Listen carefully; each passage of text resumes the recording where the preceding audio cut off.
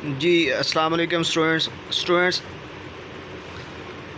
Second year physics का chapter 1 का last topic आज हम लोग करने जा रहे हैं। स्टूडेंट, लास्ट टॉपिक आपका सिर्फ इंफॉर्मेशन बेस्ड है, लेकिन इसमें से चंद एक शॉर्ट क्वेश्चन लाजमी बन सकते हैं, ठीक है? तो वो आप लोग समझें।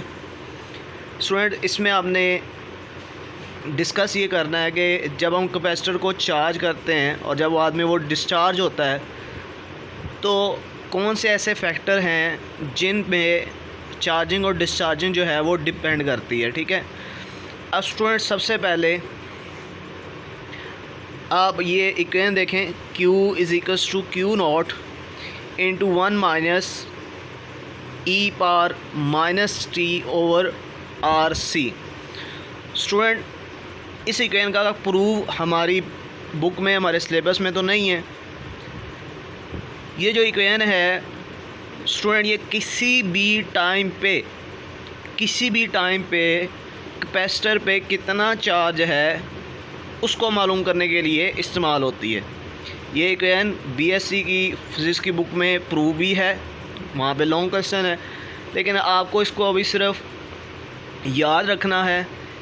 अब स्टूडेंट, इसमें Q जो है इसको हम बोलेंगे इंस्टेंटेनियस चार्ज, यानी कि चार्ज की वो वैल्यू जो कि किसी भी टाइम पे होगी।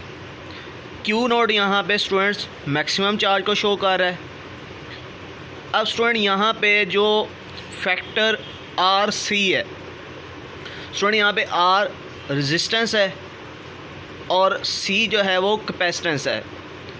तो जब हम स्टूडेंट कैपेसिटर को चार्ज कर रहे होते हैं तो वहाँ पे हम आरसी सर्किट यूज़ करते हैं। आरसी सर्किट का मतलब एक ऐसा सर्किट जिसके अंदर रेजिस्टेंस और कैपेसिटर लगे होंगे। तो स्टूडेंट, सबसे पहले डेफिनेशन आपको याद करनी है टाइम कांस्टेंट की, ठीक है? तो टाइम कांस्टेंट के स्टूडेंट्स दो डेफिनेशन है, दोनों ही बड़े इंपॉर्टेंट है। एमसीक्यू में दोनों को जो है वो पूछा जाता है। सबसे पहली डेफिनेशन यहाँ पे देखें, रेजिस्टेंस और कैपेसिटेंस मल्टीप्लाई हो रहे हैं। तो students, time constant is the product of resistance of a resistor and capacitance of a capacitor in RC circuit. RC circuit के अंदर रेजिस्टेंस की जो रेजिस्टेंस है, ठीक है, जो रजिस्टर लगा हुआ है उसकी रेजिस्टेंस, और अगर हम कैपेसिटर की कैपेसिटेंस को मल्टीप्लाई करें तो इस चीज़ को हम क्या बोलते हैं स्टूडेंट? टाइम कांस्टेंट बोलते हैं। स्टूडेंट, दूसरी इसकी डेफिनेशन, तो स्टूडेंट दूसरी इसकी डेफिनेशन जो है वो मैंने यहाँ पे नीचे लिखा हुआ है 63%। स्टूडेंट, किसी भी कैपेसिटर को अपनी मैक्सिमम वैल्यू का 63% चार्ज होने के लिए, अपनी मैक्सिमम वैल्यू का 63% चार्ज होने के लिए जो टाइम लगता है उसको, उस कैपेसिटर का हम टाइम कांस्टेंट बोलते हैं। यानी कि द टाइम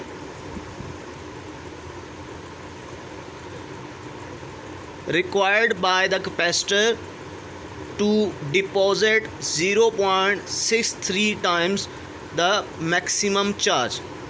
मैक्सिमम चार्ज की 63% अगर चार्जिंग हो गई है तो किसी कैपेसिटर ने जो टाइम लिया होता है ऐसा करने के लिए, उसको हम क्या बोलते हैं? उस कैपेसिटर का टाइम कांस्टेंट बोलते हैं। अब स्टूडेंट, एक बात वेरी इंपॉर्टेंट, ये प्रूव लाजमी याद रखना है। ये बेसिकली आपके इस चैप्टर की लास्ट एग्जांपल है। स्टूडेंट, इसके अंदर हमने प्रूव ये करना है कि जो आर सी का प्रोडक्ट है वो टाइम के इक्वल होता है, ठीक है? इसका मतलब जो आर मल्टीप्लाई बाय सी है उसका यूनिट और टाइम का यूनिट सेम है। आर सी का जब आप यूनिट निकालेंगे स्टूडेंट्स तो वो भी क्या निकलेगा? वो भी सेकंड ही निकलेगा। ये एमसीक्यू है। इसको प्रूव करने के लिए स्टूडेंट आप लेफ्ट हैंड साइड कंसिडर करें, right hand side R into C. यहाँ पे देखें Ohm's law, V is equals to I R, तो यहाँ से R आ जाएगा V ओवर I। इसी तरह R की जगह पे आप V ओवर I पुट कर दें। फिर हमें पता है कि Q किसके बराबर होता है? CV के, तो यहाँ से हमारे पास C किसके बराबर आ सकता है? Q ओवर वी के। तो स्टूडेंट वी से कैंसिल, तो हमारे पास इसमें से क्या बचेगा, क्यू ओवर आई। अब करंट जो होता है वो होता है चार्ज ओवर टाइम, तो यहाँ से चार्ज की वैल्यू क्या आ जाएगी, Q is equals to I T. तो स्टूडेंट यहाँ पे वी से कटा, तो जो Q बचा है उसकी जगह पे आप पुट करते हैं आई टी, तो आई ऊपर वाला आई से कैंसिल होगा, बाकी क्या बचेगा, टाइम टी। और ये हमारी लेफ्ट हैंड साइड है। इसका मतलब RC का प्रोडक्ट और टाइम इक्वल है। अब इसी चीज़ को जो मैंने आपको यहाँ पे बताया कि वो टाइम जो कि कोई भी कैपेसिटर लेता है अपनी मैक्सिमम वैल्यू का 63% चार्ज होने के लिए, उसको हम टाइम कांस्टेंट बोलते हैं। तो ये चीज़ प्रूव करने के लिए कि क्या वाकई ये बात बिल्कुल ट्रू है, उसके लिए देखें आप यहाँ पे देखें, RC की जगह पे हम लोग क्या पुट कर सकते हैं, RC की जगह पे हम पुट कर सकते हैं T, तो पुट कर दिया, T से कैंसिल स्टूडेंट। तो जब T से कैंसिल होगा तो क्या बचेगा, E की पावर -1, और अगर E की पावर -1 है तो उसको आप स्टूडेंट 1 ओवर E भी लिख सकते हैं। अच्छा, अब E जो है एक्सपोनेंशियल, इसकी वैल्यू क्या होती है, 2.72। अब आप पुट करें और 1 पे डिवाइड करेंगे तो ये आ जाएगा 0.37, और जब आप इसको 1 में से माइनस करेंगे स्टूडेंट्स तो ये आंसर देगा 0.63। अब इसको पढ़ना सीखें। कोई भी कैपेसिटर अपनी मैक्सिमम वैल्यू, मैंने आपको बताया था कि Q नॉट क्या है, मैक्सिमम चार्ज। तो कोई भी कैपेसिटर अपनी Q नॉट वैल्यू हासिल करने के लिए, कितनी Q नॉट वैल्यू, 0.63, इतने % जब वो चार्ज हो जाता है तो उस टाइम को हम क्या बोलते हैं स्टूडेंट, टाइम कांस्टेंट बोलते हैं। अच्छा, अब स्टूडेंट आपकी बुक में 2 ग्राफ बने हुए हैं, इन ग्राफ को समझना आपके लिए लाजमी है। सबसे पहले मैं आपको ग्राफ वो दिखा देता हूँ और फिर हम लोग इसके पीछे रीज़न के ग्राफ के अंदर हमें क्या बात समझाई हुई है वो हम लोग देखते हैं, ठीक है। तो सबसे पहले आप लोग ग्राफ देखें जी स्टूडेंट्स, देखें ये डिस्चार्जिंग का ग्राफ, इसी तरह ये चार्जिंग का ग्राफ, ठीक है। सबसे पहले आप ये चार्जिंग का ग्राफ देखें। अब आप स्टूडेंट देखें, इसमें आपको एक्स एक्सिस पे नज़र आ रहा है टाइम, वाई एक्सिस पे आपको नज़र आ रहा है चार्ज Q। ये जो पॉइंट है स्टूडेंट, ठीक है, ये पॉइंट स्टूडेंट, ये पॉइंट है हमारे पास मैक्सिमम चार्ज का। जैसे कि आगे लिखा हुआ है कि maximum charge Q not is equals to होता है CV नॉट। ये MCQs के लिए याद रखें, चैप्टर नंबर 16 के अंदर मैं आपको ये बना के भी दिखा दूंगा कि मैक्सिमम चार्ज की वैल्यू या फार्मूला होता है CV नॉट। अच्छा, तो ये ऊपर वाली लाइन तो आपको शो कर रही है मैक्सिमम चार्ज को। उसके बाद नीचे स्टूडेंट देखें 2 ग्राफ आपको नज़र आ रहे हैं। यहाँ पे देखें वैल्यू क्या लिखी है, 0.63 इंटू Q नॉट, यानी कि 63% कोई कैपेसिटर कब चार्ज होता है। तो देखें सबसे पहले स्टूडेंट, अगर आप इस एरो को देखते हैं, ठीक है, इस एरो को देखते हैं तो ये किसके लिए लिखा हुआ है, स्मॉल RC के लिए। इसका मतलब अगर RC की वैल्यू स्टूडेंट्स, अगर RC की वैल्यू स्मॉल हो, R और C का जो प्रोडक्ट है उसकी वैल्यू स्मॉल हो, तो कैपेसिटर बहुत जल्दी अपनी 63% वैल्यू को पहुंच जाता है। ये देखें टाइम, देखें यहाँ पे आपको नज़र आ रहा है। इसी तरह अगर RC की वैल्यू क्या हो स्टूडेंट, लार्जर हो, तो लार्जर RC की वैल्यू पे कोई कैपेसिटर अपनी 63% पे पहुंचने के लिए ज़्यादा टाइम लेता है। तो ये बात मैंने यहाँ पे भी लिखी है और इसको मैंने एक एग्जांपल से भी आपको जस्टिफाई करवाने की कोशिश की है। देखें, इफ़ RC इज़ स्मॉल, कि R और C का प्रोडक्ट अगर स्मॉल है, then capacitor will charge and discharge soon. तो कैपेसिटर जल्दी चार्ज होगा और जल्दी ही डिस्चार्ज होगा। एंड वाइस वर्सा, यानी कि अगर RC की वैल्यू लार्ज है तो फिर कैपेसिटर क्या करेगा, वो देर बाद चार्ज होगा और देर के बाद ही डिस्चार्ज होगा। अब इस बात को अगर प्रूव करना है स्टूडेंट्स, तो देखें यहाँ पे मैंने एग्जांपल दी हैं। आपने फार्मूला कौन सा ज़हन में लाना है, ये वाला, ठीक है। सबसे ऊपर जो लिखा है Q is equal to Q naught into 1 minus E की power minus T over R C. तो स्टूडेंट देखें यहाँ पे मैंने आर सी की वैल्यू यानी कि देखें डिनोमिनेटर के अंदर आर सी लिखा था, तो आर सी की वैल्यू स्टूडेंट मैंने क्या ली है 10। अच्छा, और इस साइड पे देखें स्टूडेंट, तो इस साइड पे मैंने आर सी की वैल्यू क्या ली है 1, यानी कि इस साइड पे मैं आर सी की वैल्यू स्मॉल लेके चल रहा हूँ और इस साइड पे मैं आर सी की वैल्यू लार्ज लेके चल रहा हूँ। तो अब आप आंसर देखें, आंसर किस तरह का निकलेगा। देखें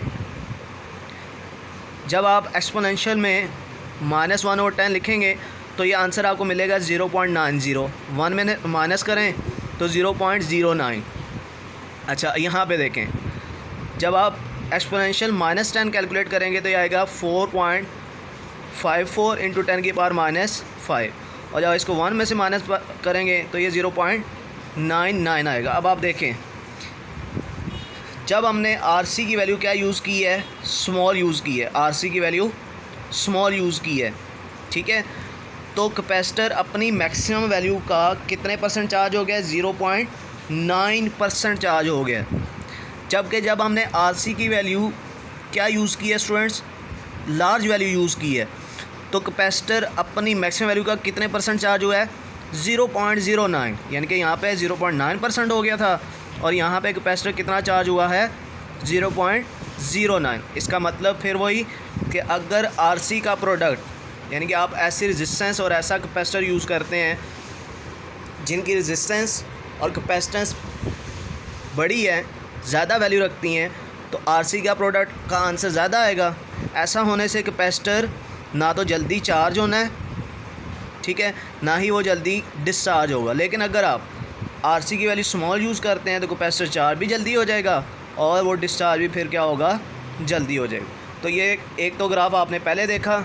अब इसी तरह आप अगर आप डिस्चार्जिंग का ग्राफ देखते हैं, ठीक है, तो ये आपके पास चार्जिंग का ग्राफ था, अब आप ये डिस्चार्जिंग का ग्राफ देखें, ठीक है।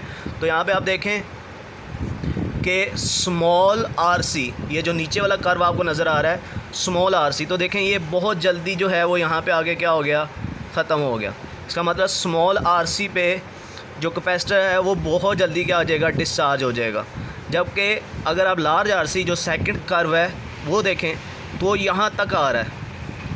इसका मतलब है कि लार्ज आरसी पे कैपेसिटर जल्दी डिस्चार्ज नहीं होने वाला, ठीक है स्टूडेंट। तो इस तरह आप लोगों ने इस टॉपिक के बारे में अपने कॉन्सेप्ट को क्लियर रखना है।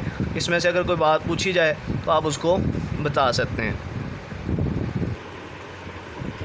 जी स्टूडेंट देखें एमसीक्यूज़, तो सबसे पहले एमसीक्यू अभी आपको समझाया मैंने कि speed of charging and discharging of a capacitor depends upon the product of, कि कैपेसिटर कितनी देर में चार्ज या डिस्चार्ज होगा ये किसके प्रोडक्ट पे डिपेंड करता है, तो स्टूडेंट रेजिस्टेंस एंड कैपेसिटेंस के प्रोडक्ट पे डिपेंड करता है।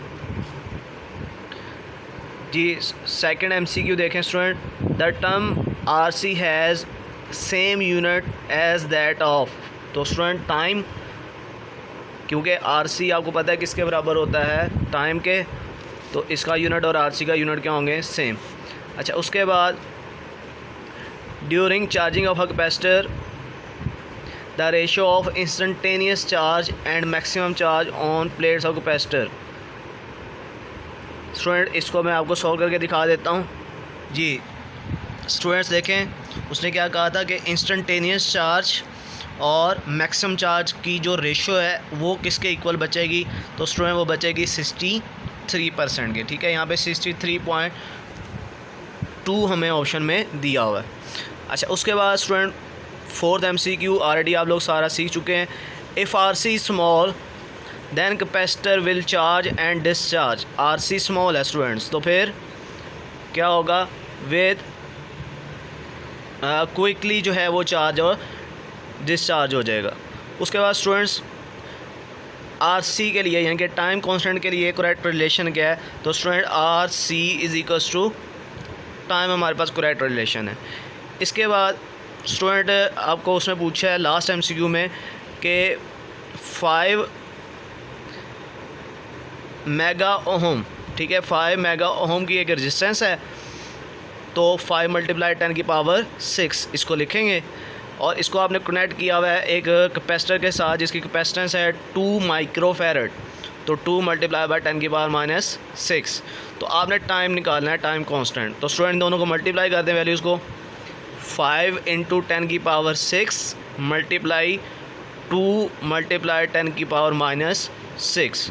तो स्टूडेंट ये आपके पास आंसर आ जाएगा 10 सेकेंड। ठीक है, तो ये था हमारा लास्ट टॉपिक इस चैप्टर का। इस टॉपिक में से स्टूडेंट ये क्वेश्चन आपको लाजमी पूछे जा सकते हैं, तो इनको आप लाजमी जो है वो तैयार करें। स्टूडेंट चैप्टर को ओवरऑल थ्योरेटिकली, न्यूमेरिकली, इसके एग्जांपल्स और टॉपिक से रिलेटेड MCQs को देखने के बाद हम लोग इस चैप्टर के ओवरऑल MCQs जो है वो इसी तरह डिस्कस करेंगे जिस तरह हमने लेक्चर में किए हैं। पूरे चैप्टर के मिक्स्ड MCQs जो हैं वो आपको मैं दिखाऊंगा, उनकी स्टेटमेंट, उनके करेक्ट ऑप्शन, और फिर हम लोग डिस्कस करेंगे कि ऐसा क्यों है कि ये करेक्ट ऑप्शन जो है वो उसमें दिया गया। ठीक है, और इसके बाद इंशाल्लाह हम लोग इसी चैप्टर की सॉल्व्ड MCQ जो है वो मैं आपको दिखाऊंगा, जिनका आंसर मैंने आपको निकाल के दिखाया होगा और मैं आपको सिर्फ उसको एक्सप्लेन कर दूंगा। तो इस तरह हम लोग MCQs का एक जो पोर्शन है हमारा वो भी बड़े अच्छे तरीके से लेक्चर के अंदर ही सीख लेंगे। तो तब तक के लिए स्टूडेंट्स, अल्लाह हाफिज़।